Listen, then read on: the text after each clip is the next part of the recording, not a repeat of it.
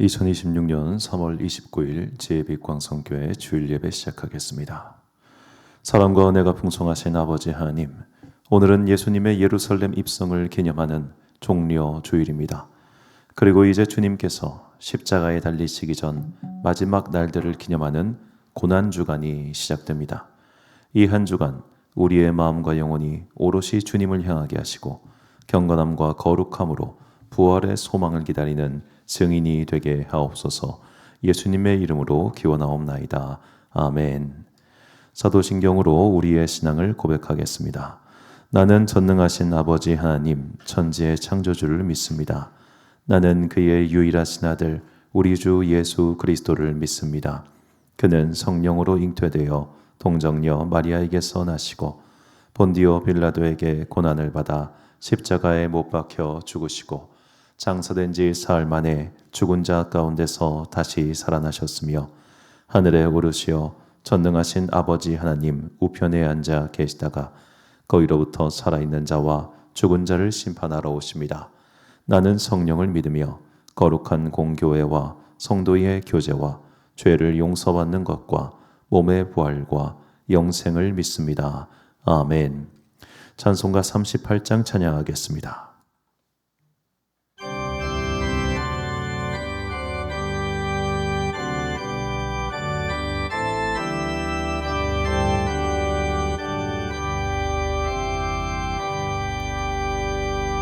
예수 우리 왕이여 이곳에 오셔서 우리가 왕께 드리는 영광을 받아주소서. 우리는 주님의 백성, 주님은 우리 왕이라. 왕이신 예수님 오셔서 좌정하사 다스리소서.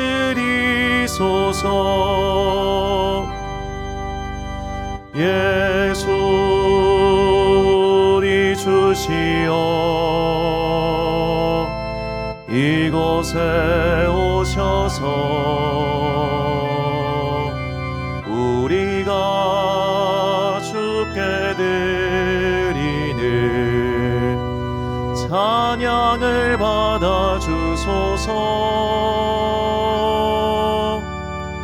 우리는 주님의 종들, 주님은 우리 주시라. 주 대신 예수님 오셔서 이 찬양을 받아주소서.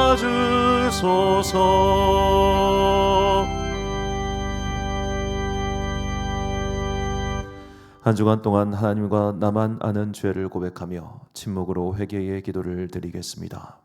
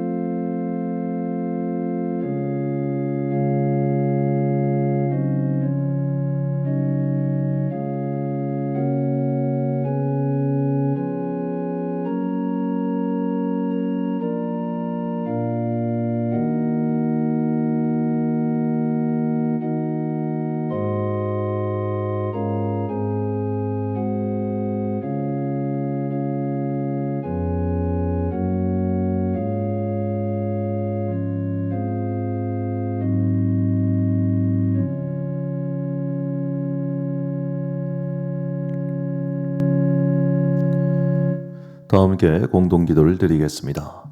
사랑과 은혜가 충만하신 아버지 하나님, 벌써 2026년의 1분기가 끝났습니다. 정신없이 살다 보니 겨울이 지나고 봄이 왔습니다. 바쁜 일상 속에서도 믿음을 붙들고 살아가는 주님의 자녀들에게 성령님의 큰 위로를 내려 주십시오.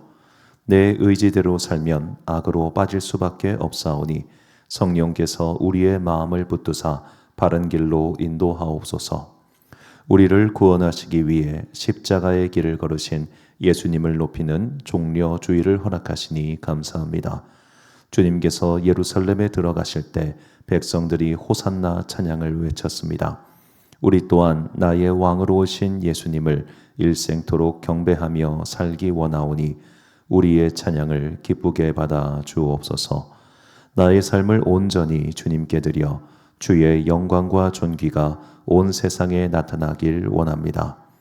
겸손하게 나귀를 타고 입성하신 예수님의 모습을 잊지 않게 하옵소서. 내 비뚤어진 자아와 교만이 솟아오를 때마다 내 고집으로 모든 일을 망가뜨리기 전에 지혜와 겸손의 영이신 성령님을 내려 주옵소서. 그리하여 온유하고 겸손하신 주님을 닮아 하나님의 자녀로서 바르게 살게 하옵소서. 내일부터 고난주간 특별 기도회를 시작합니다. 새벽과 저녁으로 드리는 이 기도의 자리를 통하여 부활의 산 소망이신 예수님을 기다리는 간절함이 영혼에 새겨지게 하옵소서. 오늘도 예배와 말씀과 찬양과 기도를 통하여 우리에게 말씀하옵소서. 주의 종들이 듣겠나이다.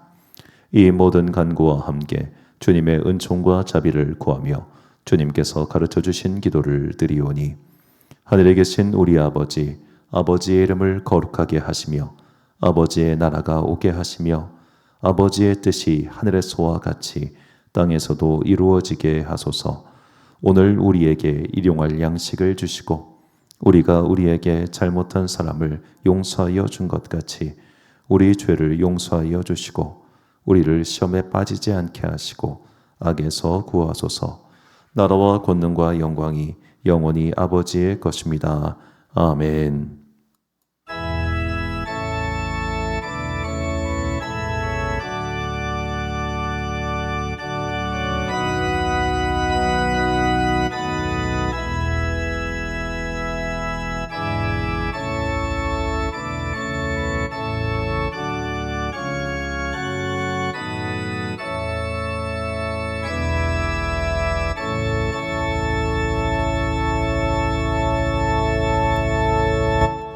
사제의 말씀 선포하겠습니다. 여호와께서 기다리시나니 이는 너희에게 은혜를 베풀려 하시며 일어나시리니 이는 너희를 긍휼히 여기려 하심이라. 대저 여호와는 정의의 하나님이심이라. 그를 기다리는 자마다 복이 있도다. 아멘. 이제 사순절 마지막 주간입니다. 예수님의 고난과 죽음을 깊이 묵상하는 한 주간을 살아가시고 부활의 소망을 묵상하며 기다립시다. 간절히 기다리는 자에게 생명의 생수가 분명히 임할 것입니다. 그 회복과 영광을 소망하며 기도하는 여러분과 제가 되시길 축원합니다. 다 함께 교독문 129번을 교독하시겠습니다. 시온에 따라 크게 기뻐할지어다. 예루살렘에 따라 즐거이 부를지어다. 보라, 내 왕이 내게 임하시나니 그는 공의로우시며 구원을 베푸시며 겸손하여서 나귀를 타시나니 나귀의 작은 것 곧 나귀 새끼니라. 내가 에브라임의 병거와 예루살렘의 말을 끊겠고 전쟁하는 활도 끊으리니 그가 이방 사람에게 화평을 전할 것이요 그의 통치는 바다에서 바다까지 이르고 유브라데 강에서 땅끝까지 이르리라. 앞에서 가고 뒤에서 따르는 무리가 소리 높여 이르되 호산나 다윗의 자손이여 찬송하리로다. 함께 읽습니다. 주님의 이름으로 오시는 이여 가장 높은 곳에서 호산나 하더라. 아멘. 찬송가 141장 찬양하겠습니다.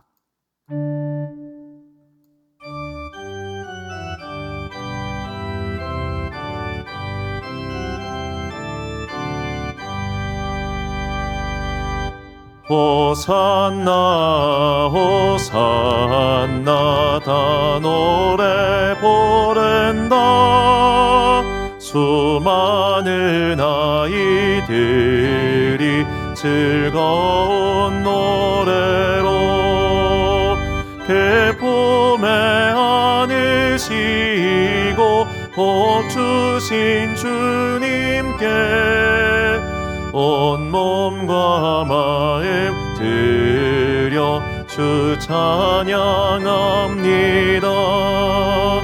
저 감람산 길 따라 큰 물이 따르며 그 손엔 종려가지 흔들며 외친다. 만왕의 왕 주 예수 나 귀를 다시고 그 어린이들 노래 다 받아 주신다. 호산나 그의 옛노 우리도 부르자. 주 예수 우리 구주 우리의 전능왕 온 몸과 마음 다해 목소리 높여서 영원히 기쁜 노래 주 앞에 드리자. 아멘.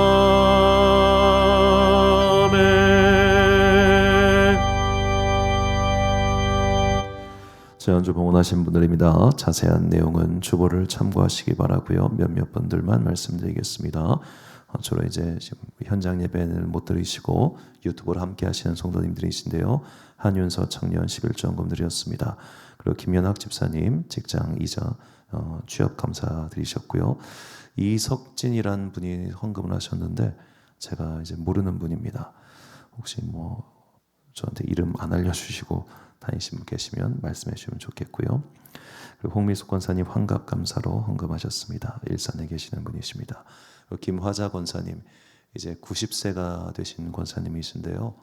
이제 세상을 떠날 때가 이제 가까워졌다고 생각하셔가지고 당신의 재산을 이렇게 처분하시는 과정에서 이렇게 좀 가깝게 교분을 맺고 또 기도해줬던 여러 교회와 목사님들께 그 자산을 조금씩 나누셨습니다. 그러니까 시골에 있는 그 땅을 좀 정리를 하셔가지고 조금씩 여러 한 10대뿐인가 이렇게 조금씩 좀 나눠주셨어요. 그래서 귀한 헌금 드리셨습니다.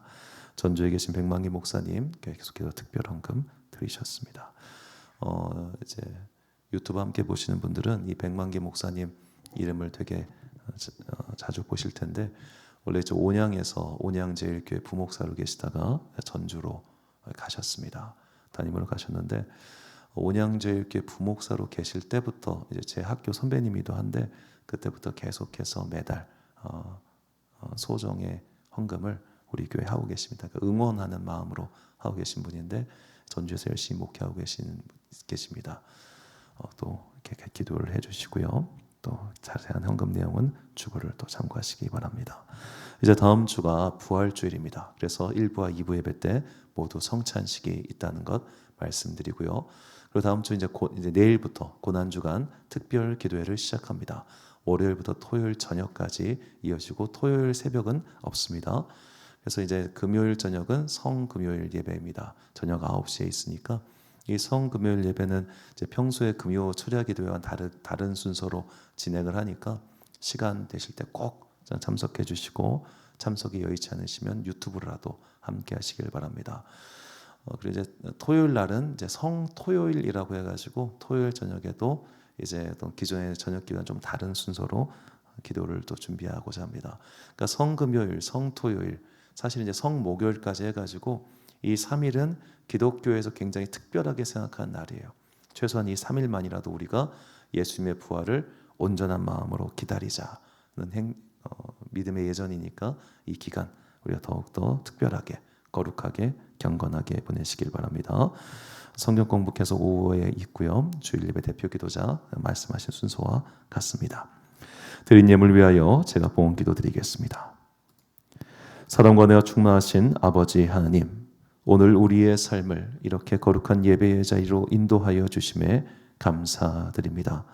삶의 여러 가지 일들이 분주하고 삶의 여러 가지 숙제들이 내 머릿속을 아른거리는 이때에 우리는 다시 한번 마음을 정돈하고 영혼의 분주함을 정돈하고 주님 앞에 나아갑니다. 주님께 예배드리는 모든 자녀들에게 성령의 은혜를 내려 주옵소서.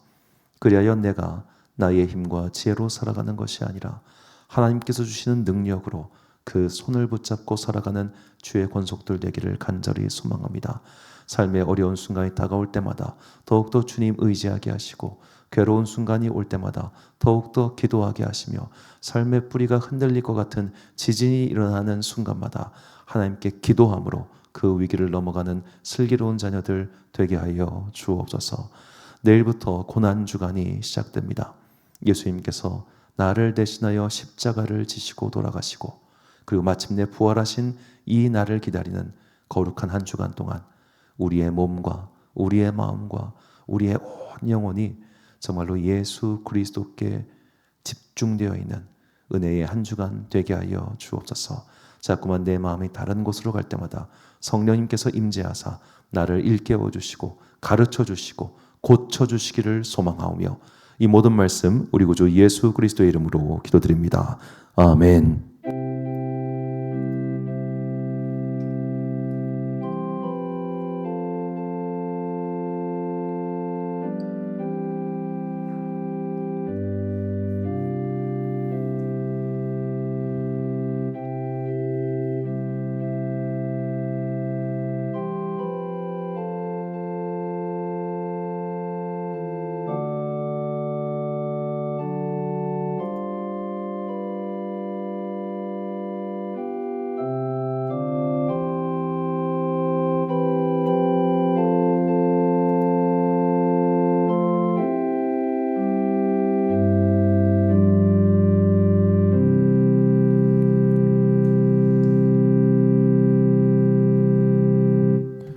오늘 우리에게 주시는 하나님의 말씀 출애굽기 31장 12절부터 17절까지 말씀입니다.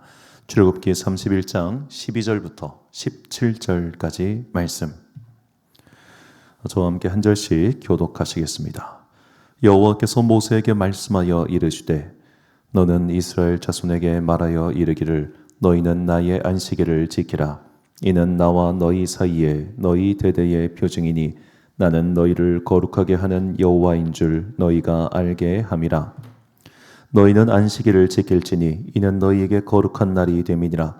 그날을 더럽히는 자는 모두 죽일지며 그날에 일하는 자는 모두 그 백성 중에서 그 생명이 끊어지리라.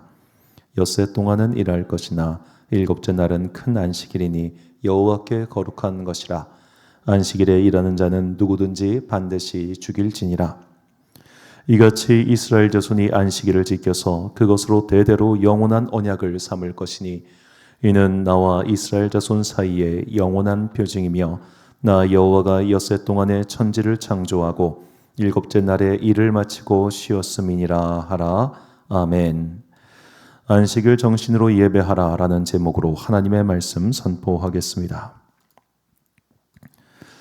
오늘 말씀을 준비하면서 조금 마음속에 어려움이 있었습니다. 어떤 어려움이었냐면 제가 이제 성도님들의 생활을 모두 다 면밀하게 알지는 못하지만 적어도 오늘 또 예배가 마치자마자 각자의 일의 터전으로 가야 되는 분도 있고 혹은 어제 밤새도록 일하고 아침에 와서 예배 드리는 분도 계십니다. 얼마나 지치겠습니까? 자, 그렇게 지쳐있는 일상에 지쳐있는 우리 성도님들을 보면 당연히 주일 예배 때 위로하고 평강을 선포하고 하나님께서 여러분에게 능력 주시고 힘 주십니다. 이런 류의 말씀만 드리고 싶어요. 그런데 오늘 본문이 그리고 설교의 주제가 그렇지 못해서 참 송구합니다. 그러니까 설교자에게는 두 가지 역할이 있습니다. 제사장의 역할이 있고요. 예언자의 역할이 있습니다. 제사장의 역할이란 성도들에게 하나님의 위로를 선포하는 것이고 예언자의 역할은 성도들에게 하나님의 정의, 바름을 선포하는 겁니다. 즉 우리가 이렇게 살아야 한다는 바른 것을 선포해야 되기 때문에 그 바른 것이 우리에게 조금 힘들 수가 있다는 거예요. 바로 안식일 율법이 그렇습니다. 자, 안식일 율법은 굉장히 중요한 율법입니다. 얼마나 중요했냐면 이제 우리가 신약 성경을 보면 신약 성경에서 바리새인들이 그 안식일 규정을 지키기 위해서 그렇게 애쓰고 노력하지 않습니까? 그 이유가 있습니다. 그러니까 에스라와 같은 사람들이 바벨론 포로에 끌려갔잖아요. 정확히 에스라는 이제 그 이후에 태어난 사람이긴 합니다만 그렇게 바벨론 포로로 끌려갔던 많은 율법자들, 제사장들이 고민한 거예요. 우리가 왜 망했을까? 망한 이유를 알아야 안 망할 거 아니에요. 망한 이유를 탐독하고 연구하고 묵상하고 기도하다 그들이 깨달았어요. 아, 우리가 하나님의 율법을 제대로 지키지 않아서 망했구나. 그리고 하나님의 율법의 핵심이 그들이 볼 때는 안식일이었던 거예요. 그 이유도 명확합니다. 왜냐하면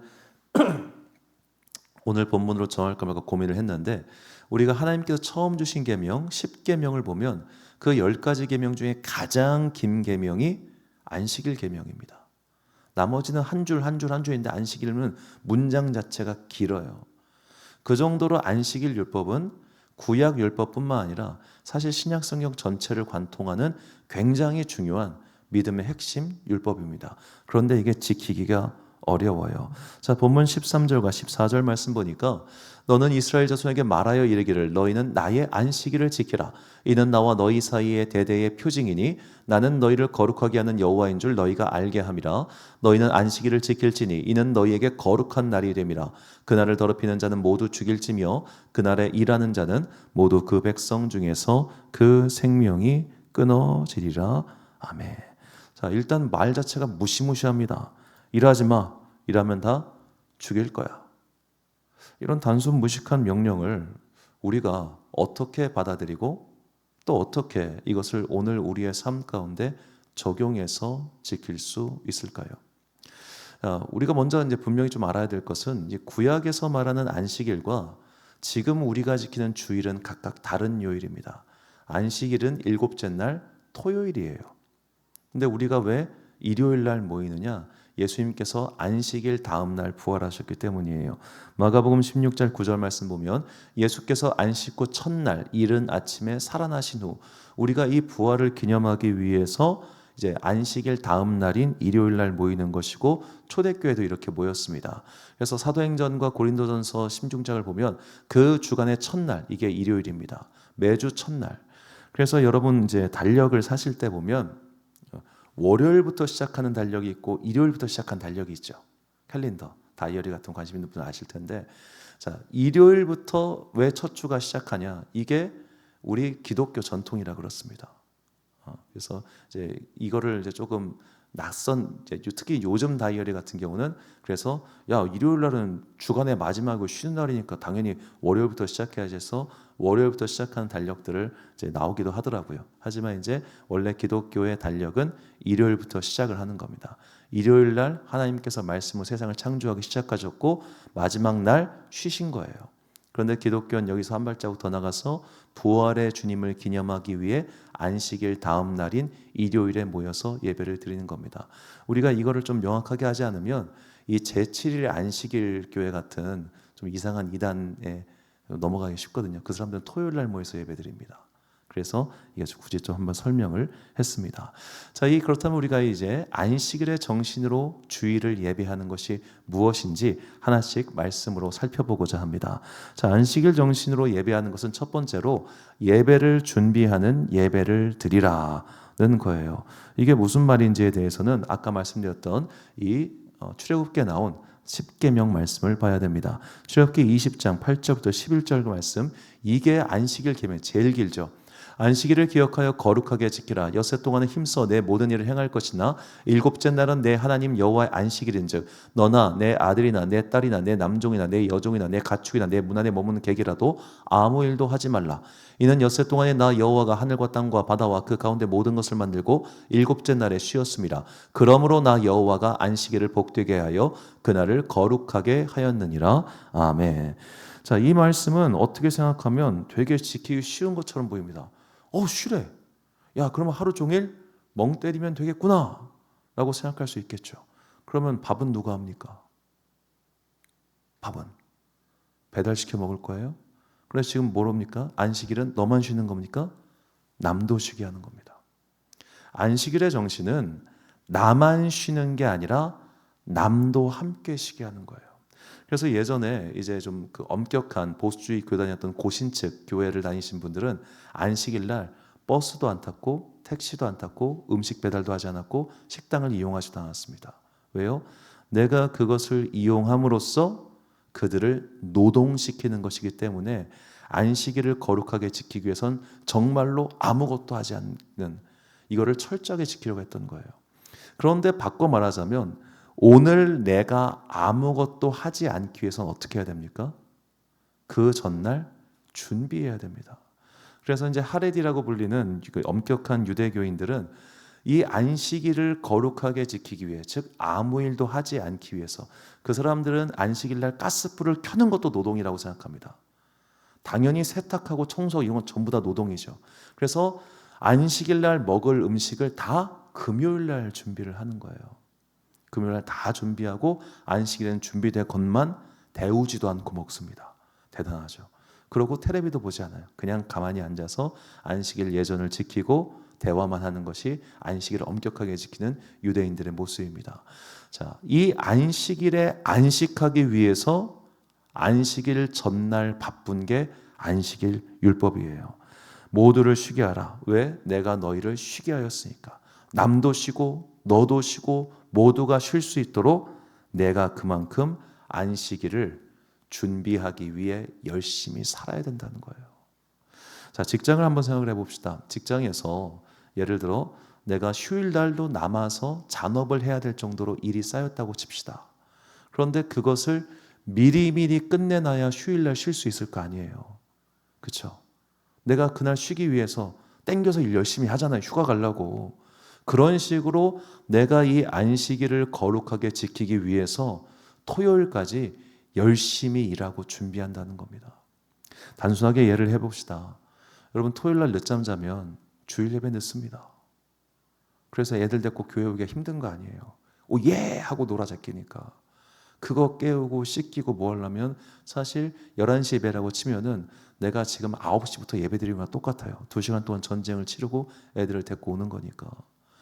내가 토요일날 주일날 아침에 예배를 드린다. 그럼 토요일날 저녁부터 나의 예배가 시작되는 겁니다. 그 내일의 예배를 위해서 내가 일할 것들, 정신없이 만드는 것들을 다 처리하고 예배의 자리에 나오는 거죠. 그래서 교회는 전통적으로 토요일을 주일을 준비하는 날, 주일의 예비일이라고 불렀습니다. 이날은 정말 내가 안식일을 거룩하게 지키기 위해서 삶의 분주한 숙제들을 처리해 놓고 오는 거예요. 그러지 않고 예배 오면 어떻게 되느냐? 마음이 분주해요. 아, 빨리 끝나고 이거 와서 이거 해야 되고 저거 해야 되고.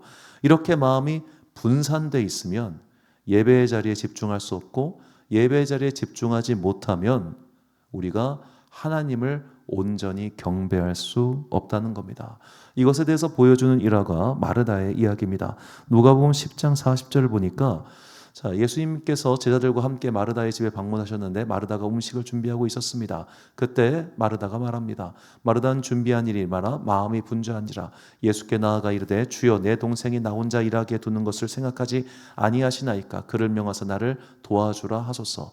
자, 여기서 마음이 분주하다라는 단어는 신약 성경에서 딱 한 번 나온 단어입니다. 페리스 파우라는 단어인데 주의가 산만하고 불안하다는 뜻이에요. 그런데 이 단어는 모두가 다 수동태로만 사용하는 단어입니다.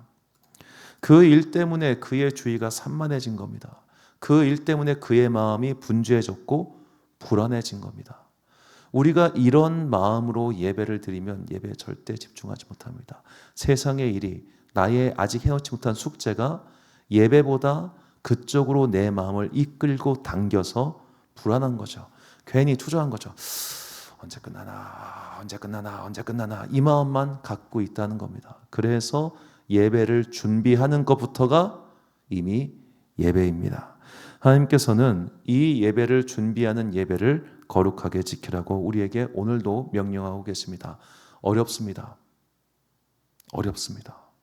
저도 이 말씀을 준비하면서 우리 성도들과 너무 내가 부담을 주는 거 아닌가. 근데 말씀이 이러니까 토요일 밤부터 예배를 준비하는 게 보통 사람에게 쉬운 일이 아닙니다.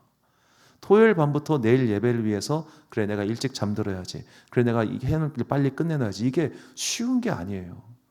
그날만 그 컨디션 유지할 수 있겠습니까? 사실은 일주일 내내 내가 그 컨디션을 유지하기 위해서 노력하는 거 아니겠습니까? 예를 들어 새벽 기도를 생활하는 사람 같은 경우는 어쩔 수 없어요. 무리하는 날이 있으면 안 돼요. 그럼 그 다음날 컨디션 망가지니까. 그럼 이게 안 돌아오니까. 마찬가지로 내가 이 주일의 예배를 거룩하게 지키기 위해서 토요일부터 나의 삶의 예배가 이미 시작되었다는 것을 어렵지만 꼭 지키시기 바랍니다. 그래야 이 주일이 내가 분주함 없이 오롯하게 하나님을 경배하는 시간으로 남을 수 있기 때문입니다. 하나님은 우리에게 말씀하십니다. 레위기 26장 2절 말씀 보니까 너희는 내 안식일을 지키며 내 성소를 경외하라. 나는 여호와이니라. 아멘. 이 안식일을 지키는 것과 성소를 경외하는 것, 즉 우리가 이렇게 나와서 하나님을 만나는 시간을 정말로 잘 준비해야 된다는 거죠. 데이트에 비유해 봅시다. 데이트에 왔어요. 상대방이 왔는데 헐레벌떡 뛰어와. 나 안 늦었지? 그래. 근데 나 지금 빨리 가야 돼. 우리 38시간 얘기하자. 너 지금 무슨 얘기했지? 알았어, 갈게 하고 가면 가요. 그럼 그 사람이랑 만나고 싶습니까? 바쁜 거 이해하죠. 그래, 바쁜 시간 쪼개가지고 나와줬구나, 고맙다, 이 마음도 있겠죠. 그런데 그게 반복되면 얘는 나를 사랑하지 않는구나, 존중하지 않는구나라고 우리는 생각할 겁니다. 하나님도 마찬가지입니다. 바쁜 거 아시죠? 힘든 거 이해하죠. 근데 매주 그래, 매주 바빠, 매주 정신없어, 그건 아닌 거예요. 하나하나씩 정리하는 마음으로, 분주한 마음을 가라앉히고 주님을 경외함으로 예배자에 나와서 온전한 예배를 드리는 여러분과 제가 되시기를 주님의 이름으로 축원합니다. 자, 두 번째로 안식일 정치를 예배하는 것은 다른 일을 귀하게 여기는 예배를 드리는 것입니다. 우리가 구약의 율법을 보면 이 안식일의 율법이 확장된 또 다른 율법을 볼 수 있는데 그것을 안식년이라고 부릅니다. 레위기 25장 3절과 4절 말씀 보니까 너는 6년 동안은 그 밭을 파종하며 그 6년 동안 그 포도원을 갖추어 소출을 거둘 것이나 일곱째 해는 그 땅이 쉬어 안식하게 할지니 여호와께 대한 안식이라. 너는 그 밭에 파종하거나 포도원을 가꾸지 말며 내가 거둔 후에 자라는 것을 거두지 말고 가꾸지 아니한 포도나무가 맺은 열매를 거두지 말라. 이는 땅의 안식년임이니라. 아멘. 자, 안식년. 너희가 7일 동안 하루 안식하는 것을 이제 확장해서 7년마다 한 해씩 쉬게 하라. 무엇을 쉬게 하느냐? 땅을 쉬게 해줘라. 그러니까 땅에 휴지기를 갖는 것을 안식년이라고 합니다. 그런데 안식년 율법은 단순히 땅의 휴지를 넘어서 그 다음 단계의 율법이 또 나옵니다. 신명기 15장 1절, 2절, 12절 말씀 보면 매 7년 끝에는 빚을 면제하여 주십시오. 면제규단은 이러합니다. 누구든지 이웃에게 돈을 구워준 사람은 그 빚을 면제하여 주십시오. 주님께서 면제를 선포하였기 때문에 이웃이나 동족에게 빚을 갚으라고 다그쳐서는 안 됩니다. 당신들 동족 히브리 사람이 남자든지 여자든지 당신들에게 팔려와서 6해 동안 당신들을 섬겼거든 7째 해는 그에게 자유를 주어서 내보내십시오. 자, 7년 동안 누가 빚을 지고 있습니다. 근데 그 빚을 못 갚았습니다. 못 갚았으면 그거 갚으라고 다그치지 말고 그냥 털어내 주라는 겁니다. 말도 안 되는 소리죠. 무슨 어떻게 하는 거예요? 말도 안 되는 소리지. 자, 근데 12절에 보니까 노비로 팔려온 사람들이 있다면, 동포라면 그를 7째 해는 자유를 주어서 내보내라는 겁니다. 자, 만약에 이런 법이 우리 현실에 있으면은 어떡하겠습니까? 나도 안 갚어 빚. 나라도 안 갚아요. 도덕적 해이가 발생하겠죠. 그러니까 이 안식년 규정을 이스라엘 사람들이 지켰을까요? 안 지켰을까요? 한 번도 지키지 않았습니다. 한 번도. 인간의 악한 봉선. 만약에 인간이 선하다면 내가 7년 동안 빚을 졌는데 어떻게 인간 된 도리로서 이 빚을 안 갚아. 갚아야지 하고 열심히 일해서 갚는 사람도 있겠지만 안 갚는 사람이 태반이 뭐예요? 99.9%가 안 갚을 거예요. 노비를 해방해 줍니다. 근데 이 노비를 들어갈 때 들어간 돈이 있을 거 아닙니까? 그럼 내가 공짜로 이 사람 노비로 부리는 것도 아닌데 그때까지 밥 주고 재워주고 다 해줬는데 소장농으로 부리면서 이 사람을 무상으로 보내준다? 에이, 말도 안 되지. 못하죠. 그런데 못하는데 하나님께서 시키신 거예요. 그리고 시켜서 너희가 순종하면 뭐냐? 복을 받는다고 하십니다. 신명기 15장 다시 말씀입니다. 5절과 6절과 15절 말씀 노란색 부분만 읽겠습니다. 오늘 내가 당신들에게 명령한 이 모든 명령을 다 지키면 말씀하신 대로 복을 내려주실 것입니다. 그 이유가 15절에 나오는데 당신들이 이 땅에서 종살이한 것과 주 당신들의 하나님이 당신들을 거기에서 구속하여 주신 것을 생각하십시오. 그러므로 내가 오늘 이러한 것을 당신들에게 명하는 것입니다. 자, 내가 너희를 종살이에서 구속하였으니 너도 남을 계속 종살이 시키지 마.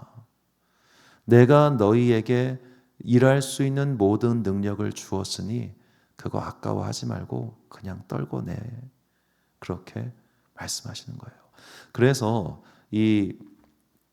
오늘 방금 읽었던 이 안식년의 빈면제에 대한 율법 때문에 중세교회가 은행업을 하지 못했던 겁니다. 이 말씀을 지키려고. 그래서 은행업을 누가 했느냐? 유대인들이 했던 거예요. 유대인들은 너희는 같은 그리스도인 형제자매가 아니니까 너희들은 금융업을 해. 우리는 그거 안 할 거야. 이렇게 됐던 겁니다. 그래서 이제 중세 유럽 사람들이 돈놀이하고 돈 빌려준 유대인들을 혐오하게 된 게 바로 이런 말씀 때문이기도 하죠. 자, 여하튼 간에 이렇게 어려운 말씀, 빚 내주고 돈 빌려주고 그냥 안 갚으면 에이 그걸 털어버려라. 이렇게 하는 게 얼마나 어려운 일입니까? 여러분, 우리가 돈 빌린 건 까먹어도 빌려준 건 안 까먹어요. 피 같은 내 돈인데 받아내야죠. 여러분 꼭 받아내시기 바랍니다. 더구나 안 믿는 사람에게 빌려줬으면 꼭 받아내시기 바랍니다. 자, 이렇게 어려운 율법을 우리에게 주신 이유, 그 이유는 내가 너희를 구속하였고 내가 너희를 해방시켜 주었기 때문이라고 말씀하시는 겁니다. 이게 안식년의 정신입니다. 안식년의 정신은 우리가 사람을 존대하는 거예요. 왜? 내가 너희를 존대하였으니까. 이 율법이 얼마나 대단한 율법인지 한번 생각을 해봅시다. 이 율법, 너희 동포들을 노예에서 해방시켜줘. 이 말은 너희들 안에 신분에 의한 차별이 없다는 뜻입니다. 우리가 조선시대, 우리 19세기까지, 아니 20세기 초반까지만 해도 노비의 자식은 노비였잖아요. 그게 대를 이어서 노비였잖아요. 그런데 이 사람들은 7년마다 한 번씩 노비로 팔려왔어도 자유민으로 해방시켜 주라는 거예요. 우리가 이 노비들이 얼마나 그 노비에 대한 한이 있었냐면 우리 조선시대 때 보면 선조가 이제 경복궁벌에 도망치지 않습니까? 그때 한양에 있던 노비들이 어디로부터 쳐들어가냐면 노비 본서 있는 창고에 쳐들어가서 불로 태워버려요. 노비로 안 살겠다고. 그 정도로 노비의 삶은 고단한 삶이었어요. 우리나라는 몇천 년 동안 그렇게 살았던 나라예요. 그런데 여기는 하나님께서 이 명령이 주신 게 기원전 15세기입니다. 단군왕검이 저쪽 가가지고 그 호랑이와 곰이 백수 캐먹고 마늘 캐먹고 인간 될 때 그때 하나님께서는 이 명령 주시면서 너희 사이에는 종이 없어. 7년마다 꼭 해방시켜 줘야 된다. 왜? 내가 너희를 해방시켜 줬잖아. 내가 너희를 귀하게 대했는데 너희는 왜 그 사람을 귀하게 안 대해? 이 말씀을 하시는 겁니다. 우리가 사람을 볼 때 이 생각을 꼭 품어야 됩니다. 내가 미워하고 내가 싫어하고 내 눈에 꼴보기 싫은 그 사람은 하나님 보실 때 귀한 사람일 수 있습니다. 그게 우리가 예배 드릴 때 꼭 필요한 성도를 바라보는 자세입니다. 여러분, 교회가에서 모든 성도가 서로를 다 사랑하기 어렵습니다. 꼴보기 싫은 사람이 있습니다. 저라고 없겠습니까? 왜 없겠어요? 그런 마음이 들더라도 아니야. 이 마음은 옳은 마음이 아니야. 하나님은 저 사람을 존대해 주셨어. 그렇다면 나도 그 사람을 존대해야지. 우리가 이 마음을 꼭 품고 예배를 드리는 예배 공동체가 되어야 하는 겁니다. 데살로니가전서 5장 12절부터 15절까지 말씀 보면 형제들아 우리가 너희에게 구하노니 너희 가운데서 수고하고 주 안에서 너희를 다스리며 고난하는 자들을 너희가 알고 그들의 역사로 말미암아 사랑 안에서 가장 귀히 여기며 너희끼리 화목하라. 또 형제들아 너희를 권면하노니 게으른 자들을 권계하며 마음이 약한 자들을 격려하고 힘이 없는 자들을 붙들어주며 모든 사람에게 오래 참으라. 삼가 누가 누구에게든지 악으로 악을 갚지 말게 하고 서로 대하든지 모든 사람을 대하든지 항상 선을 따르라. 아멘. 자, 오래 참으라. 제 스승이신 목사님이 이걸 이렇게 설명하시더라고요.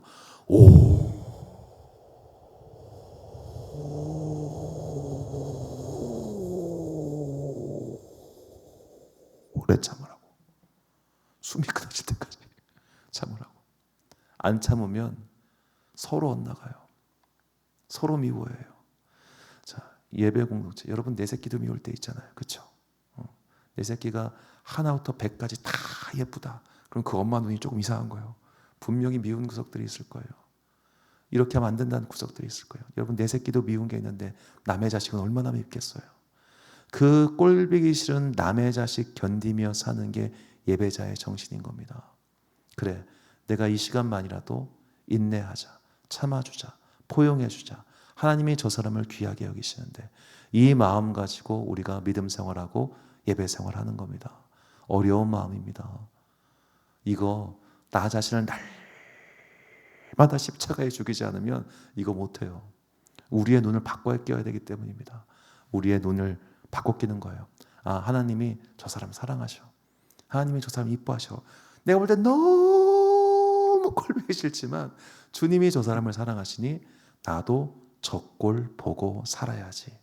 이게 예배를 드리는 우리 모두의 마음의 기본값이 되어야 합니다. 이 어려운 일로 우리를 부르셨으니 그 부르심에 따라 순종하며 예배드리는 우리 모두가 되기를 소망합니다. 갈라디아서 5장 13절 말씀입니다. 형제들아 너희가 자유를 위하여 부르심을 입었으나 그러나 그 자유로 육체의 기회를 삼지 말고 오직 사랑으로 서로 종노릇하라. 아멘. 우리는 사랑으로 종노릇하기 위해서 부름받아 예배드리는 공동체입니다. 그러니 이거를 악용해서도 안 돼요. 악용하는 사람 되게 많아요.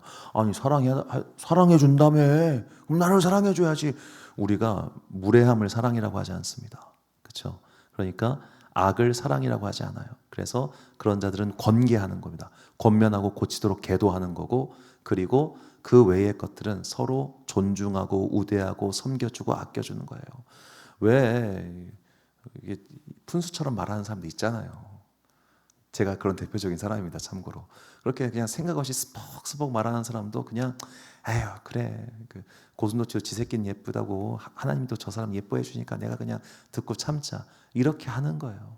어려운 일에 우리가 부르심을 받았으니 그 어려운 일에 순종하여 하나님을 높여드리는 귀한 예배드리는 여러분과 제가 되시기를 주님의 이름으로 축원합니다. 마지막 세 번째로 안식일 정치로 예배하라. 이것은 나의 주인이신 하나님께 예배드리는 것을 뜻합니다. 자, 성경을 보면 이제 세 가지 중요한 숫자가 있습니다. 하나가 3, 하나가 7, 하나가 10이에요. 이 세 개의 숫자는 각각 완전한 숫자라고 불리는데 3은 삼위일체 하나님을 뜻하기 때문에 완전한 숫자고 7은 하나님께서 이제 7일 동안 세상을 창조하시고 쉬셨기 때문에 완전한 숫자고, 그리고 12은 이스라엘 12지파를 상징하기 때문에 완전한 숫자입니다. 이 3, 7, 12. 그래서 이제 안식년을 7년마다 한 번씩 하잖아요. 여기에 완전수 7을 곱하는 거예요. 곱해서 49년째. 이때에 너희가 특별한 해를 선포하라 라고 주신 해가 바로 희년, 기쁨의 해입니다. 레위기 25장 10절부터 13절까지 말씀인데요. 제가 빠르게 읽겠습니다. 너희는 50년이 시작되는 이 해를 거룩한 해로 정하고, 왜 50년이냐면 49잖아요. 77에 49, 그 다음 해입니다. 이 해를 거룩한 해로 정하고 전국의 모든 거민에게 자유를 선포하여라. 이 해는 너희가 희년으로 누릴 해이다. 이 해는 너희가 유산 곧 분배받은 땅으로 돌아가는 해이며 저마다 가족에게로 돌아가는 해이다. 50년이 시작되는 해는 너희가 희년으로 지켜야 하는 해이다. 희년에는 씨를 뿌리지 말고 저절로 자란 것을 거두어서도 안 되며 너희가 가꾸지 않은 포도나무에서 저절로 열린 포도도 따서는 안 된다. 이렇게 희년이 되면 너희는 저마다 유산 곧 분배받은 땅으로 돌아가야 한다. 아멘. 자, 이 분배받은 땅으로 돌아가야 한다는 게 무슨 말씀이냐면, 자, 이스라엘 사람들은 처음에 땅을 분배받았어요. 자기가 산 땅이 아니라 하나님께 다 분배를 해준 거예요. 지파별로, 또 지파 내에서 가족별로, 예를 들어 너는 쌍용동 살고 너는 불당동 살고 너는 뭐 저 성성동 살고 너는 어디 살고, 이렇게 다 땅을 나누어 주신 거예요. 너는 여기 살고 저기 살고 저기 살고, 전혀 부동산 가격을 고려하지 않은 막 땅 분배였던 겁니다. 이렇게 분배를 해주셨어요.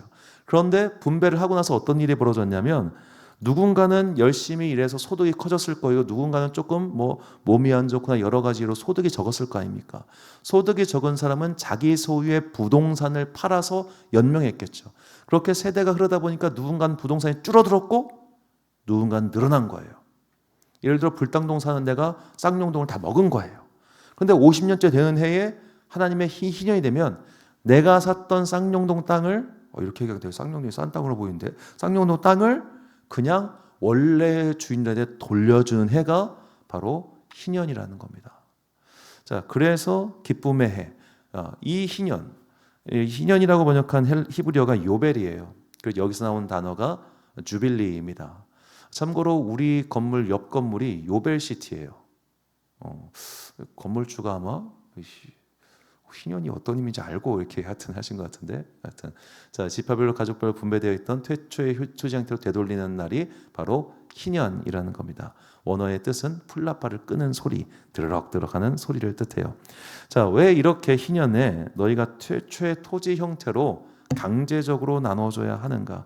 그 이유가 나옵니다. 레위기 25장 23절 말씀 보니까 땅을 아주 팔지는 못한다. 땅은 나의 것이다. 너희는 다만 나그네이며 나에게 와서 사는 임시 거주자일 뿐이다. 땅은 나의 것이기 때문에 너희는 그냥 내 말 들어. 이게 하나님의 말씀입니다. 이 굉장히 강제적인 희년의 율법에 담긴 핵심 정신은 바로 모든 것의 주인은 하나님이심을 선포하는 것. 이것이 희년의 핵심이라고 말할 수 있겠습니다. 자, 모든 것의 주인은 하나님이시다. 우리는 이렇게 쉽게 고백할 수 있겠죠. 맞아, 모든 것의 주인은 하나님이시야. 그런데 우리는 하나님을 정말 나의 주인으로 모시고 살고 있습니까? 장폴 누구였더라? 제가 좀 이름은 기억이 안 나는데 프랑스의 사강이다. 이 사강이라고 하는 문학가가 이 공항에서 마약을 들고 있다 붙잡혔어요. 드골 공항에서. 그때 그녀가 굉장히 유명한 말을 합니다. 나는 나를 파괴할 권리가 있다. 모든 마약쟁이들이 좋아하는 말입니다. 내가 남한테 피해 줬어? 내가 내 몸 가지고 가겠다는데 네가 뭔 상관이야? 국가가 왜 삐삐삐야? 라고 하는 약쟁이들의 동의는 말이죠. 자, 지금 많은 사람들은 내가 남에게 피해를 주지 않는 한 나는 나의 자유를 마음껏 누릴 수 있다고 생각합니다. 왜? 내 인생의 주인은 나니까. 내 인생의 주인공은 나니까. 그래서 내가 행복하고 내가 충만하고 내가 기뻐하는 삶의 방식대로 살아가고 또 사람들은 그것을 긍정해주고 박수쳐주는 세상에서 우리는 살고 있습니다. 그러나 성경은 분명히 우리에게 말합니다. 너의 삶의 주인은 네가 아니라고. 너의 삶의 주인공도 네가 아니라고. 너의 삶의 주인은 하나님이라고 분명히 말을 합니다. 너가 너의 삶의 주인이신 하나님이라고 고백할 수 있는 믿음이 겨자씨만큼만 있다면, 요만큼만 있다면 너는 그 믿음으로 무엇이든지 할 수 있다고 예수님께서 말씀하세요. 누가복음 17장 6절과 9절과 10절 말씀 보면 주께서 이르시되 너희에게 겨자씨 한 알만한 믿음이 있었더라면 이 뽕나무대로 뿌리가 뽑혀 바다에 심겨라 하였을 것이요 그것이 너희에게 순종하였으리라. 명한대로 하였다고 종에게 감사하겠느냐? 이와 같이 너희도 명령받은 것을 다 행한 후에 이르기를 우리는 무익한 종이라 우리가 하여야 할 일을 한 것뿐이라 할지니라. 그러니까 이거를 막 뒤로 해석하면 우리에게 나는 무익한 종입니다 하나님이라고 고백할 수 있는 온전한 믿음이 있으면 그야말로 어마어마한 능력이 너희를 통해 나타날 것이다 라고 말씀하시는 겁니다. 바꿔 말하면 그 당시 사람들도 이거 못했다는 뜻이에요. 자, 예수님의 제자들의 행동을 보십시오. 그들이 정말로 예수님을, 하나님을 자신의 주인으로 모셨습니까?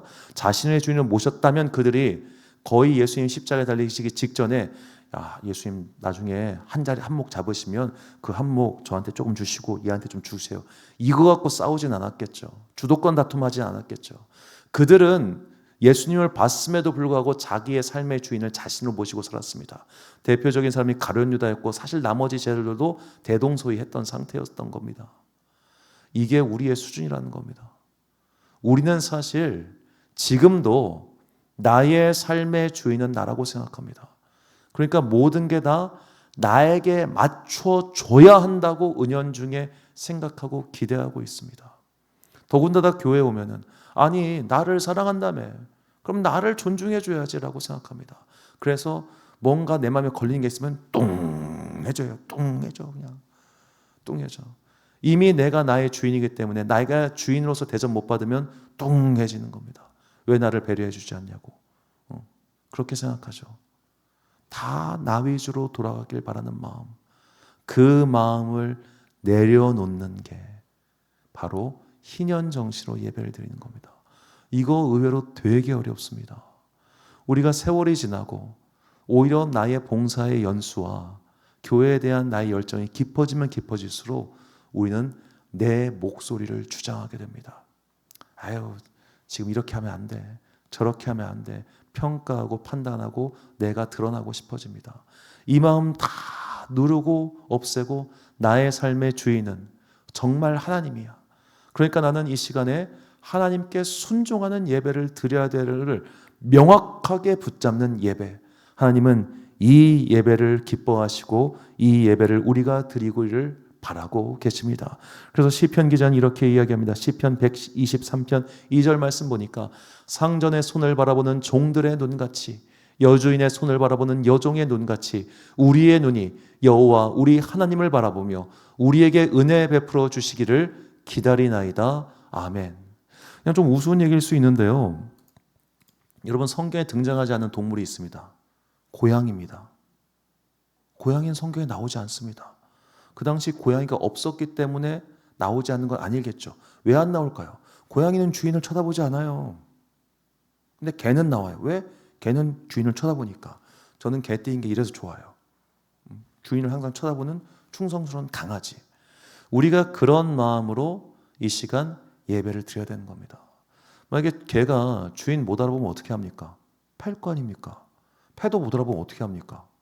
그때는 이제 안타깝지만 처분을 하잖아요. 주인 문개는 처분하지 않습니까? 그걸 당연하게 생각하듯이 오늘 우리의 삶 속에서 내가 나의 주인이신 하나님을 바라보는 믿음, 하나님을 바라보는 예배, 우리 어렵지만 이거 실천해야 됩니다. 그렇게 내 삶의 주인은 내가 아니야, 바로 하나님이야 라는 마음으로 예배드리고 순종하고 엎드리는 그에게는 정말로 그 자기 집 충성스러운 강아지를 사랑하는 주인처럼 주님께서 우리에게 온갖 복을 주신다니까요. 오늘 내 삶에서 자꾸만 나 위주의 생각, 나 위주의 판단, 이런 것들을 전부 십자가에 못 박고 희년의 정신, 나의 삶의 주인은 하나님이시라는 정신으로 예배를 지키고 믿음 생활을 시작합시다. 그때 주님께서는 우리를 통하여 놀라운 하나님의 일들을 만들어 가실 것입니다. 이런 종들에게 주시는 하나님의 은혜의 말씀입니다. 누가복음 12장 42절과 43절 말씀 우리 같이 한 목소리로 봉독하겠습니다. 시작. 주께서 이르시되 지혜 있고 진실한 청지기가 되어 주인에게 그 집 종들을 맡아 때를 따라 양식을 나누어 줄 자가 누구냐? 주인이 이를 때에 그 종이 그렇게 하는 것을 보면 그 종은 복이 있으리로다. 아멘. 사랑하는 지혜빛 광성교회 성도 여러분, 그리고 이 주일 예배 지키기 위하여 오늘도 고군분투하고 계시는 귀한 주님의 자녀 여러분, 안식일 정신으로 예배하는 것은 다음에 세 가지로 요약할 수 있겠습니다. 안식일 정신으로 예배하기 위해서 우리는 예배를 준비해야 됩니다. 토요일부터 예배가 이미 시작되었다는 것을 잊지 마십시오. 그리고 예배를 하면서 우리는 서로를 사랑하고 인내하고 참아주며 예배해야 합니다. 그리고 무엇보다 예배의 주인이신 하나님을 인정하고 그 하나님 앞에서 겸손한 마음으로 예배드려야 됩니다. 아직도 내가 나의 삶의 주인이라고 생각하는 마음이 있다면 그 마음 모두 성령의 불로 태워달라고 겸손하게 구하십시오. 그때 나의 삶 속에서 주인이신 하나님께서 역사하시고 우리를 통하여 하나님의 놀라운 일들을 만들어 가실 겁니다. 어찌 보면 여러분, 사장이 편합니까? 월급쟁이 부하가 편합니까? 어떤 면에서는 월급쟁이가 편한 거예요. 왜? 시키는 일만 하면 되잖아. 사장은 사장 나름대로 고민이 있어. 월급 챙겨줘야 되니까. 우리한테 그런 고민 없이 야, 너 내가 시키는 것만 해. 그러면 내가 너 성공시켜 줄게. 이게 아버지신 나의 주인이신 하나님의 뜻이라는 것을 잊지 마시고 언제나 우리의 삶의 주인이신 하나님께 온전한 경배와 예배를 드리는 여러분과 제가 되시기를 주님의 이름으로 축원합니다. 우리 함께 찬양 주님은 산 같아서 올리신 후에 함께 기도하겠습니다.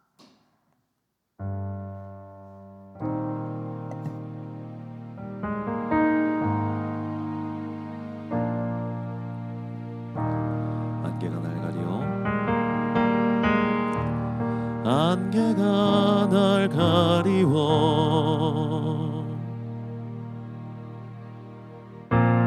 안개가 날 가리워 내 믿음 흔들리려 할 때 나 주님께 나아가 주님은 산 같아서 여전히 그 자리에 계셔 눈을 들며 보이리라 날 위한 그 사랑. 주는 나의 도움이시며 주는 나의 도움이시며 주의 계획 영원하시네. 주의 위엄 앞에 믿음으로 순종해 예배드리니 주님께서 날 이끄시며 주가 항상 함께 하시네. 주의 사랑 안에 믿음으로 순종해 예배드리니 주는 나의 도움이시며 주는 나의 도움이시며 주의 계획 영원하시네. 주의 위엄 앞에 믿음으로 순종해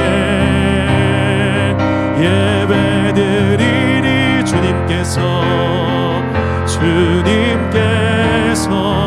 날 이끄시며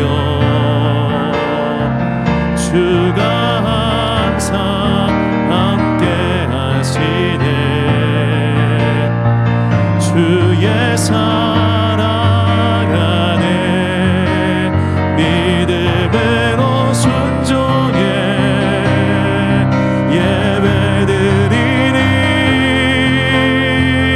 영원히 아멘. 우리 시간 같이 기도하겠습니다. 주님, 우리의 예배가 온전한 예배 되게 하여 주옵소서. 우리의 예배가 이 안식일의 정신을 가지고 예배를 잘 준비하게 하시고 예배 가운데 사랑이 넘치게 하여 주옵시고 예배를 통하여 나의 주이신 하나님을 온전히 경배하는 순종의 종들 되게 할 수 있게 해달라고 의다지 주여 한번 부르짖으며 기도하겠습니다. 주여, 성령 하나님 이 시간 우리 가운데 분명히 임재하여 주어서 나의 주이신 하나님을 만나게 하여 주옵소서. 나의 주인 되신 하나님께 온전한 경배를 드리게 하여 주시옵시고 나의 삶의 진정한 주이신 하나님께 오롯한 경배를 드리는 순종하는 종들 되기를 간절히 소망합니다. 그 전까지 내가 나의 삶의 주인인 것처럼 행세하고 살았다면 이 시간 겸손하게 하여 주시옵시고 쓸데없는 말들 모두 성령의 불로 태워주시옵소서. 그래 내가 온전히 종된 마음으로 말씀에 순종하며 살게 하여 주옵소서. 사랑하고 존대하며 아끼겠습니다. 왜냐하면 그 사람은 하나님께서 사랑하시는 사람이기 때문입니다. 그러니 주님, 내가 주님의 마음을 품고 사랑할 수 있도록 이 시간 우리 가운데 성령을 내어 주시옵소서. 우리의 삶에 여러 가지 분주한 일들이겠사오나 주님 그 분주함을 잠시간 내려놓고 예배 시간 주님께 집중하겠습니다. 그를 위하여 내가 열심히 살겠습니다. 그를 위하여 내가 열심히 예배를 준비하겠습니다. 나의 일주일의 삶이, 나의 6일의 삶이 예배를 준비한 삶 되게 하여 주시옵시고 그래 이 주일, 이 거룩한 시간 하나님 앞에 나올 때에 뜨거운 성령의 은혜를 맛보음을 위하여 주님께서 주시는 그 놀라운 힘으로 살아갈 수 있는 주의 종들 되게 하여 주시옵소서. 사랑과 풍성하신 아버지 하나님, 이 시간 다시 한번 우리가 거룩한 말씀과 하나님의 뜻 앞에 섭니다. 주님만이 우리의 주인이십니다. 우리는 무익한 종에 불과합니다. 그러니 이 예배의 시간 나를 꺾고 겸손하고 순종하는 마음으로 예배드리게 하여 주옵소서. 우리가 이렇게 겸손하고 순종하는 마음이 있을 때 우리는 비로소 함께 예배드리는 믿음의 거룩한 공동체를 사랑의 눈으로 바라보며 존대할 수 있게 될 것을 깨달았습니다. 주님, 내가 그를 아끼게 하여 주옵소서. 하나님 보실 때 그 또한 아까운 사람일 것이기 때문입니다. 주님의 마음으로 사랑하고 인내할 수 있는 하나님의 사람 되게 하여 주옵소서. 마지막으로 우리의 6일간의 평일의 삶이 예배를 준비하는 시간 되게 하여 주옵소서. 바쁜 것 주님께서 알고 계시니 나를 도와주시옵시고 나에게 지혜와 능력을 주사 이 주일 전까지 삶의 모든 분주한 일들 잘 마무리 지어놓고 이 주일 예배의 시간 정말로 어롯한 마음, 경건한 마음, 바른 마음으로 주님께만 예배드리는 거룩한 주의 종들 되기를 간절히 소망하오며, 지금은 우리 주 예수 그리스도의 은혜와 하나님 아버지의 놀라우신 사랑과 성령님의 교통하심이 나의 삶의 주인은 하나님이시기에 나의 예배는 하나님께서 사랑하시라 하는 사람들을 사랑하며 나의 예배는 이 예배를 귀히 여기고 준비하는 그 예배를 드리라 다짐하는 주님의 귀한 종들 머리머리 위에 지금부터 영원까지 함께 하시기를 간절히 축원하옵나이다. 아멘.